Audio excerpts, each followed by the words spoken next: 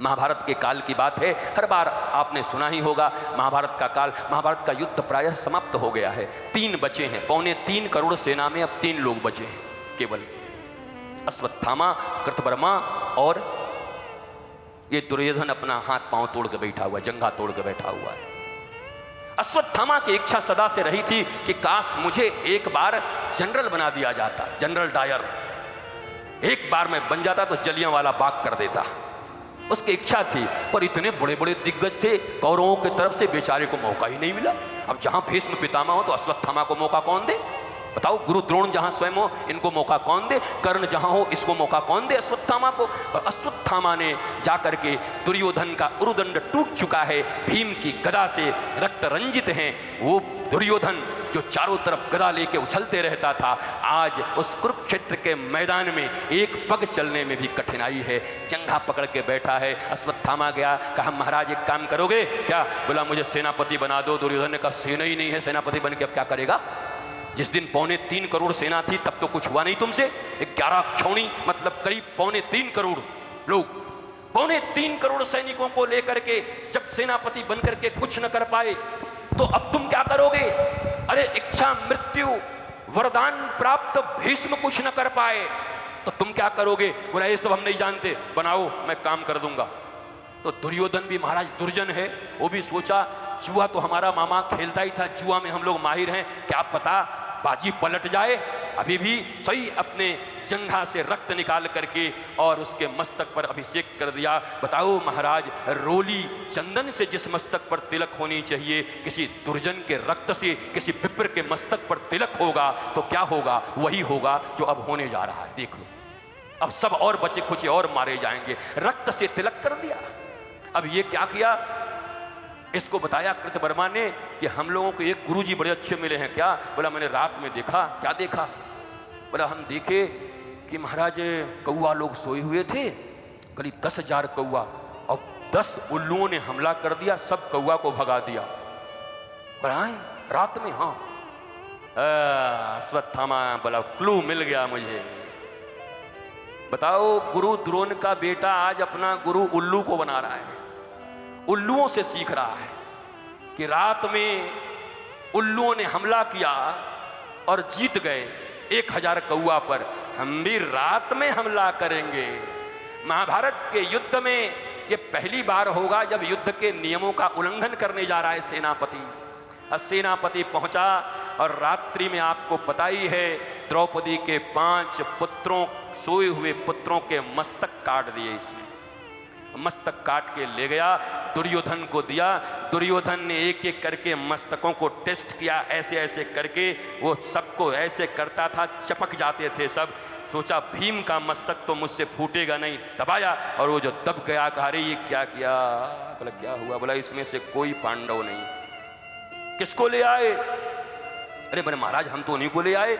उस रात्रि भी क्या हुई, जहां 5 भाई सोए थे, भगवान ने कहा चलो अब युद्ध एकदम अंतिम स्थिति में है, चलो चाय पियाते हैं महाराज, बहुत दिनों से नहीं पिए हैं। आनंद, अब भगवान को बचाना है इनको, पांडवों को। 5 उनके पांडव को पुत्र सो रहे हैं, पांडव को भगवान उठा के ले गए हैं और आकर अश्वत्थामा मारकर उनके मस्तक को ले गया है।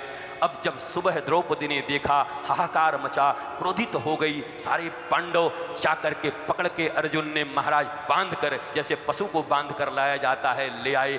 लेकिन अब द्रौपदी को देखो, द्रौपदी जैसी रानी और द्रौपदी जैसी महिला शायद इस पृथ्वी पर न हो। श्री कृष्ण जिसको अपनी सखी मानते हो, सखा। वाच चाह संत्यस्य बंधनानयनम शती मुंचता मुंचता में स ब्राह्मणो नितरां गुरु। अभी भी जिनके दाह कर्म नहीं हुए हैं, 5 पुत्र मैया, तुम ध्यान से सुनो, सिनेमा नहीं देख रही हो। ऐसे सिनेमा देखने की जगह मूंगफली खा के सिनेमा देख रहे। 5 बेटे मारे गए, द्रौपदी के थोड़ा दुखी हो। 5 ही बेटे थे, 5 काट दिए गए सोते सोते। सोते हुए मनुष्य की अगर अकाल मृत्यु हो जाए तो सदगति होने में बड़ा कठिन होता है। तो पुत्र तो मारे गए, पर दुख यह है कि सदगति भी ना हो पाएगा। सब अकाल मृत्यु ऐसे मारे गए, दुर्गति होगी सबकी। पर जैसे ही देखा कि गुरु पुत्र को पशु की तरह बांध कर ला रहे हैं, वैसे ही द्रौपदी ने कहा, मुंचताम एस ब्राह्मणों नितराम गुरु। अरे रे रे रे अर्जुन, ये क्या कर रहे हो? ये गुरु पुत्र हैं, बेटे की बॉडी पड़ी हुई है, सर गायब है, रक्त रंजित है घर, 5 ही बेटे थे, 5 समाप्त, मां एक, और 5 बेटों के 100 के सामने गुरु के पुत्र को पकड़ के लाया जा रहा है, तो गुरु के प्रति कैसी भक्ति है। अरे हमारे बलदेव के वासियों और कल्याण देवाचार्य महाराज के वंशजों, आप भी ऐसे हो कि अपने गुरु के प्रति, अपने बलदाऊ भैया के प्रति आपका इतना प्रेम देख करके ही तो ये सौभरी का बेटा यहाँ आपके पास बैठा हुआ महाराज। उस सुनरक क्षेत्र से जाकर के ऐसा ही खींच थोड़ी लाए, हमारे संबंध बड़े प्राचीन हैं, कोई आज के थोड़े ही हम एक हैं, आना जाना अलग बात है, पर हमारे संबंध ऐसे हैं पूरा। इस बलदाऊ जी बलदेव के क्षेत्र हमारा सुनरक सौभरी जी का क्षेत्र। महाराज दिव्याति दिव्य भाव से द्रौपदी ने कहा, छोड़ो छोड़ो, अरे भीम तुम भूल गए, जब यही गुरुपुत्र हाथी से आते थे तो तुम इनके पांवों को भूमि पर नहीं लगने देते थे, अपने हाथों पर, हथेलियों पर इनके पांवों को तुम ले लिया करते थे। गुरुपुत्र कैसे भूमि पर पांव रखेंगे? अरे नकुल, अरे सहदेव, चंवर लेके तुम पीछे पीछे चला करते थे। अरे भैया धर्मराज, आप भी तो कुछ देखो, ये क्या हो रहा है गुरुपुत्र के साथ, ऐसा नहीं होना चाहिए। द्रौपदी गुरुपुत्र के प्रति क्या कहती है कि अरे मेरे तो 5 गए हैं, पर 5 बाकी हैं, आप सब मेरे सामने हो। बड़ा सोचो मेरी गुरु मां के विषय में, कृपी के विषय में। पति भी चला गया और आज अगर बेटे को भी तुमने खत्म कर दिया तो हमारी गुरु मां कैसे जिएगी? 5-5 100 पड़े हो जिसके आंगन में, उसके बाद भी वो किसी नारी का चिंतन कर रही हो, वो दूसरे के कष्ट का चिंतन कर रही हो। इसलिए द्रौपदी नायिका है महाभारत की, इसलिए द्रौपदी के प्रति भगवान श्री कृष्ण के मन में इतना प्रेम और स्नेह है। इसलिए भरी सभा में चाहे कोई पड़ा रहे, पर भगवान अपने भोग भंडारा छोड़ करके द्रौपदी की रक्षा के लिए खड़ा रहते। आज द्रौपदी के इस भाव को ही माताओं को अपनाने की जरूरत है। 2 मिनट में जिंदाबाद मुर्दाबाद करने से कुछ नहीं होगा। धैर्य, सहनशीलता, शास्त्रोक्त और धर्मोक्त नीति के अनुसार चलना ही हम सबों का परम कर्तव्य है।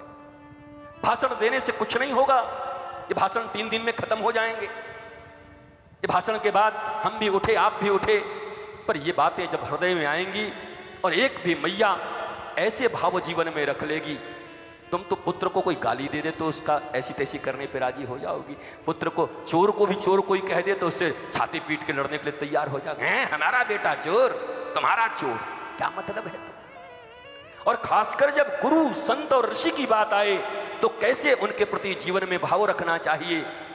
और आप तो, हम सब कैसे लोग हैं, भारतवर्ष के लोग, आपको पता ही है, छोटी सी कोई बात बढ़ जाए, अरे गुरुजी ने, अरे गुरुजी बेकार, अरे गुरुजी ने नमन करते हैं, हम ऐसे गुरु बहुत देखे। अरे क्या बात है, काहे को इतना महाभारत सुनते हो? किस लिए आप इतने भागवत का अध्ययन करते हो? किस लिए इतने श्रवण करते हो? किस लिए इतने पाठ हो रहे हैं, पारायण हो रहे हैं? किस लिए इतनी कथाएं हो रही हैं?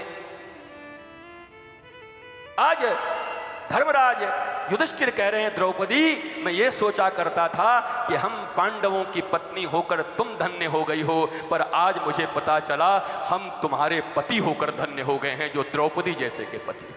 ये भाव आज मुझे प्राप्त हो। मैं धर्मराज हूं, पर धर्मराज होकर भी मेरे मन में ये भाव आता है, हम धन्य हो गए द्रौपदी। महाराज द्रौपदी ने, भगवान श्री कृष्ण वहीं पर खड़े हैं, हम भीम तो उछल रहे हैं कि हम छोड़ेंगे नहीं, चाहे कुछ हो जाए, मारेंगे, इसको खत्म करेंगे, अभी ये करेंगे। भगवान ने कहा, भाई ये तो ठीक नहीं है। क्यों ठीक नहीं है? बोला नहीं मार सकते,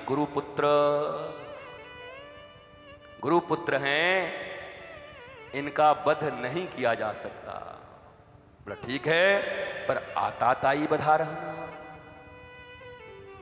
2 नियम बता रहे हैं भगवान। कह रहे गुरुपुत्र का विप्र का वध नहीं किया जा सकता, लेकिन आताताई को छोड़ा नहीं जा सकता। अर्जुन ने पूछा महाराज सॉल्व कर रहे हो कि और फंसा रहे हो, ये हल दे रहे हो कि फंसा रहे हो, बताओ। एक तरफ कह रहे हो मारा नहीं जा सकता, एक तरफ कह रहे हो मारे बिना छोड़ना नहीं होगा। भगवान ने कहा तुम अर्जुन हो, ऋजु हो, अर्जन करने वाले हो, मैं जो कहता हूं तुम ही समझते हो, समझ लो क्या कह रहा हूं। बस फिर क्या हुआ, मस्तक से मणि निकाली गई, अश्वत्थामा के मस्तक से मणि निकाली गई। मस्तक से मणि निकालने का अर्थ है मणि ही विद्या है, मणि ही विभूति है, मणि ही प्रतिष्ठा है। प्रतिष्ठा विहीन करके, विद्या विहीन करके अगर किसी मनुष्य को छोड़ा जाए तो मृत्यु तुल्य ही है, लाश के जैसा।